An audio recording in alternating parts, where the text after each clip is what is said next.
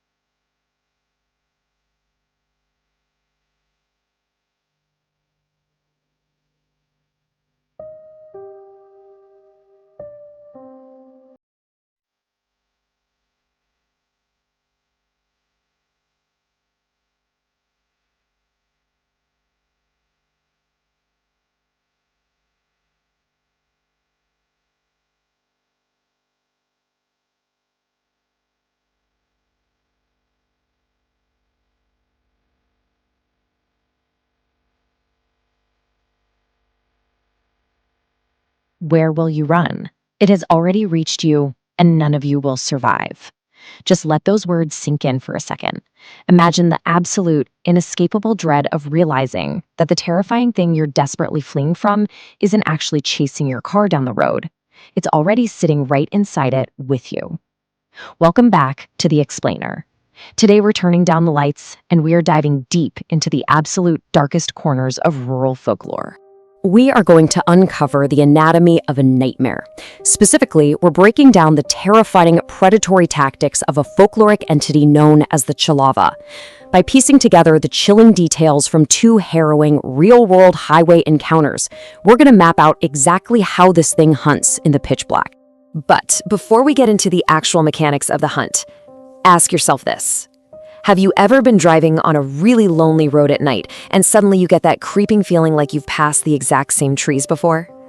Your headlights are barely cutting through the darkness, the radio starts playing static, and this intense paranoia sets in that you're just trapped in some endless loop? Well, it's a primal fear, right? But for the victims in our source material today, that fear was entirely, horrifyingly real. Okay, Phase 1, the Amavasya predator. So what exactly are we dealing with? Our sources define the Chhalava as a highly malicious spirit, one that's literally formed from the tormented souls of people who died violent deaths at night. It doesn't just run up and attack you physically. No, it's way smarter than that. It creates massive, mind-bending geographical and psychological illusions. Its entire goal is to trap you, completely exhaust you, and then hunt you. These entities feed entirely on human exhaustion and sheer terror. But here's the thing. This predator requires very specific conditions to actually strike. The absolute deadliest variant we're looking at, the Amavasya Chhalava, hunts exclusively on the new moon night. It deliberately targets isolated vehicles filled with tired, vulnerable passengers. In our first story, we've got a college bus full of exhausted students. In the second, it's a group of 4 friends out on a late-night joyride. They are literally the perfect prey. And crucially, remember this detail for later, the entity can only possess 1 fresh corpse per night. Moving on to Phase 2, the endless highway loop. The very first weapon in the Chhalava's arsenal is a geographical trap. It needs to isolate its prey. Take the college bus. They were forced to repeat the exact same stretch of jungle path, driving past the exact same wrecked trunk and closed tea stall over and over again. They were completely physically trapped. Meanwhile, for the group in the car, their sense of time and distance just warped entirely. They take this strange detour and suddenly see a sign for Lonavala saying 60 kilometers, hours before it's geographically possible to be there. The entity is literally sealing them off from reality. Which brings us to Phase 3, illusions and psychological terror. Listen, the Chhalava doesn't just want to kill you. That's too easy. It wants you to completely lose the will to live. The texts show us that it uses your own fear and your own deep-seated guilt against you. It conjures up these highly personalized, incredibly horrifying hallucinations that are custom designed to shatter your mind. And this psychological warfare plays out in these cruel, incredibly clinical steps. First up, it creates a false safe haven, maybe a fake village or an eerie little roadside dhaba. Second, it hits you with the hallucination. In one of our sources, the entity showed a teacher, Sushil Sir, an illusion of his entire family lying dead in a pool of blood with their throats slit. Absolutely devastating. And third is despair. An illusion of an old man hands the teacher a knife, totally convincing him that this massacre is his fault and that suicide is his only way to repent. The Chhalava literally pushes you right to the edge so it never even has to lift a finger. And you have to realize how unbelievably fast this terror escalates. Take a look at this timeline. At 12:30 a.m., the bus pulls into the dark jungle. Just 30 minutes later, at 1 a.m., the panic sets in when they realize the road is looping endlessly. By 2 a.m., that fake village hallucination we just talked about claims Sushil Sir's life. And by 3 a.m., total, utter paranoia has consumed the bus. The passengers aren't even scared of the supernatural anymore. They're terrified of each other. Makeshift weapons are pulled out, and the entity has successfully turned a bus full of friends into a claustrophobic bloodbath. This leads us right into Phase 4, the enemy within. Think about it. When everyone around you is armed with iron rods and broken glass, screaming wild accusations at each other in the dark, who is the real monster here? Because the truth is, the Chhalava isn't floating outside the windows anymore. It is already inside the vehicle. This is the massive gut punch twist in both of the stories from our source material. Very early on in the night, the entity quietly kills a vulnerable passenger. It takes their fresh corpse, possesses it, and then flawlessly mimics them. So it's just sitting there quietly among the survivors, whispering lies and actively fueling the paranoia. So how exactly did it get in?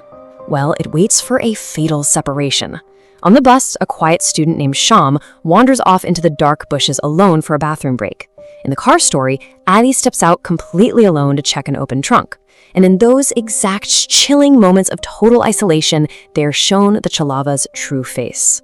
The sheer, unfathomable terror stops their hearts instantly. The entity then just slips right into their dead bodies, walks back over to the vehicles, and sits right back down next to its prey. But here's your only saving grace. A possessed corpse isn't a completely perfect replica. The sources drop these brilliant, deadly little breadcrumbs for us. For instance, the imposter on the bus suddenly has this deep, encyclopedic knowledge of folklore that he's using to terrify everyone and falsely accuse an innocent student. Over in the car, the imposter keeps urging the driver to take these impossible U-turns that would obviously crash the car. He completely refuses a cigarette he'd normally crave. And most chillingly of all, he just sits back and smiles while his friends are trying to strangle and bludgeon each other to death. The entity is essentially a sadistic puppeteer. It intentionally plants these seeds of doubt about completely innocent people. Like that terrified Adivasi girl the car picked up. They ended up beating her to death because of those lies. It mentally arms the passengers, turning regular items like iron rods and broken bottles into literal tools of execution. It just sits back, smiles, and watches friends slaughter one another, letting them do all the dirty work. Only after the passengers have decimated their own numbers does it finally plan to consume whoever is left. So how do you make it out alive? Phase 5, surviving the predator. Honestly, your only real hope comes down to the clock. 4 a.m., the approaching dawn. As the source material points out, the Amavasya Chhalava is ultimately still bound by the rules of nature. Its illusions, its psychological grip on you, and its physical strength all start to rapidly vanish as the sun approaches. But you still have to survive until that light actually breaks. And to survive until dawn, the texts outline a really grim, horrific process. First, you have to absolutely refuse to give in to the paranoia. You have to stop attacking your friends. Second, you need to identify that possessed corpse by looking for those behavioral anomalies we talked about. And third, well, this is the most horrifying part. You have to physically force the dark spirit out. Because the spirit isn't tightly bound to the dead flesh, it requires extreme physical trauma to the host to dislodge it. The surviving passengers literally had to take iron rods and heavy glass and relentlessly smash the skulls of their dead friends. Only then did the Chhalava scream and finally exit the broken bodies as a thick cloud of black smoke. You survive the night, but the grief will become a burden on your chest forever. I mean, that is the ultimate tragedy of the Chhalava right there. It is a completely Pyrrhic victory. Sure, the survivors escaped the illusion. Yes, they technically defeated the entity, but they now have to live the rest of their natural lives knowing they brutally destroyed the bodies of their own best friends. They carry the permanent trauma of a night where their own minds were weaponized against them. So, I want to leave you with this chilling thought today. What you should really take away from this explainer is just how terrifyingly fragile our reality is when we are exhausted and terrified. The very next time you're driving down a dark, endless highway, maybe the trees start looking a bit too familiar, the radio goes to static, and that friend sitting right next to you acts just a little bit out of character, are you absolutely sure it's really them? Stay safe out there, try to stay awake,